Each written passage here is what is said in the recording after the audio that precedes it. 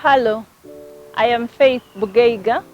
I am a peer support work trainer with Abutabika Recovery College. We are currently partnering with Peer Nation for this particular project. Today I'll be talking to you about challenging situations in peer support work. As you're being trained to be peer support workers, you will experience a number of challenges in the communities where you will go to support your fellow clients.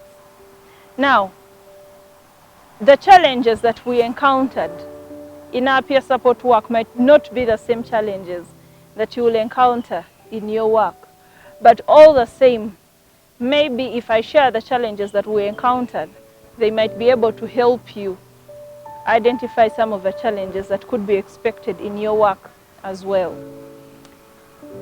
Usually when you're doing peer support work, there is always an anxiety, a sort of worry that comes when you're a new peer support worker. You're worried about not doing it right, you're worried about, not doing the work well. You're thinking, maybe I did something wrong. But it is important for you to realize that you're actually doing the best that you can and you're doing an amazing job out there. There's no need to be anxious or to worry. Just keep doing what you're doing, and with time and experience, you begin to feel like you're actually doing the amazing work that you're doing. The other challenge that we experienced here as peer support workers was dealing with people that are having suicidal thoughts and ideations. Now, even among mental health service providers, it is usually a tricky topic because people worry that when you talk to someone who is suicidal about suicide, they might actually end up going ahead and committing suicide, which is not the truth. It is important to remember that talking about suicide is not usually a trigger for someone to commit suicide. Instead, it can cause the person to talk about it and in the process get help, which will stop them from actually ending their lives. So feel free to talk to someone. If you have a client, it is important to ask the questions. Find out, have they had suicidal thoughts before? If yes, do they have a plan? Do they have the tools to carry out their plan?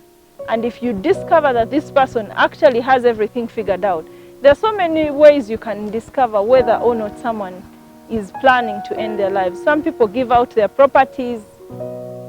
Some people end up talking about it. They say goodbye to their family members.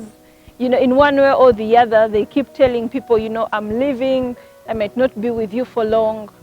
So when you talk to this person and find out, do you have a plan? And they have a plan.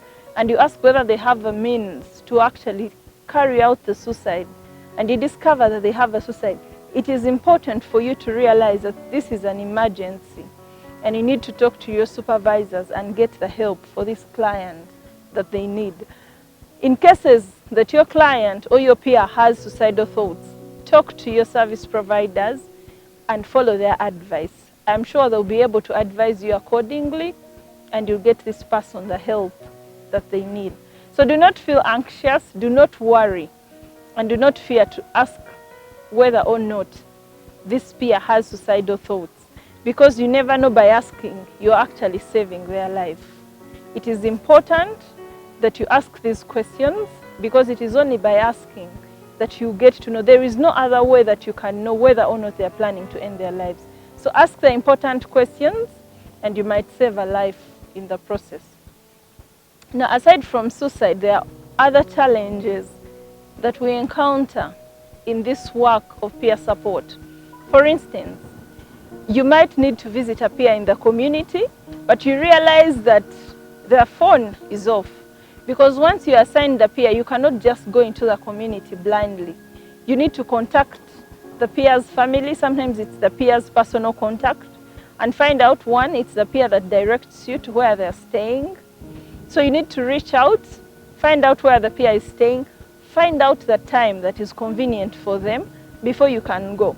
So if you find out that the peer's contact is off, then that turns out to be a challenge, because then you can't really go visit them without knowing whether they will be home or not. There are other times when you will call and the peer will assure you that they are home, and then you reach there and the peer will not be there. Because some peers have a tendency of leaving home and moving. So you realize that sometimes you go to visit a peer and you reach and the family will tell you, no, this person left in the morning and we do not know what time they'll come back. Now, it usually helps to liaise with the family and find out the exact time that this peer leaves home. So you probably come in earlier than that, so you can be able to catch them before they leave. And in some cases, you can talk to the family members and insist they keep the peer around until you arrive so that you can be able to have the session with them. All in all, it is important for you to realize that whether or not you find the peer at home, you're still doing an amazing job as a peer support worker. Do not blame yourself for not finding the peer at home. Just know that you're doing the best that you can, and maybe next time, with the help and support of the family, you will be able to meet this peer and give them the support that they need. The other challenge is peers relocating. Usually there is a procedure that they follow when they are locating peers. They usually give you peers within your locality. So if a peer moves to a different district, that makes your work almost impossible because you might not really be able to travel there to support them. So that also ends up being a challenge. Dealing with peers of the opposite sex and some of the issues that are involved in that, where you sometimes end up having peers coming on to you and you having to end your relationship, your working relationship, and probably have them supported by someone else. So there are a whole lot of challenges that I might not be able to cover in this video. Some, of course, most of which we experienced in our work this side. But you also keep on, adding on some of the challenges that you'll meet in your work. Because I believe there are challenges that you might experience in your work as peer support workers that we might not have experienced back here. But all in all, you're doing an amazing job. I know that you will be great peer support workers, and as your trainers, we're cheering you on. So I'll talk about the key points in challenging situations. It is important for you to remember, as a peer support worker, that asking about suicide does not necessarily mean that you're forcing the person to go ahead and commit suicide. So ask the important questions and you might save a life in the process. The other thing that I want you to remember is that it is okay for you to remember that doing peer support work for the first time sometimes causes a bit of anxiety, where you're thinking you're probably not doing a good job, you're not doing it right, and stuff like that. But you're actually doing an amazing job.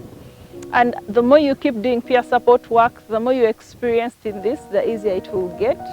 So do not lose hope, do not feel like you're not doing well, because you'll actually be doing an amazing job. It is also important to realize that in case your peer has suicidal thoughts, after you've asked the questions and established that they have the suicidal thoughts, talk to your service provider, talk to your supervisors, and follow their advice so that you can be able to help this peer. Thank you.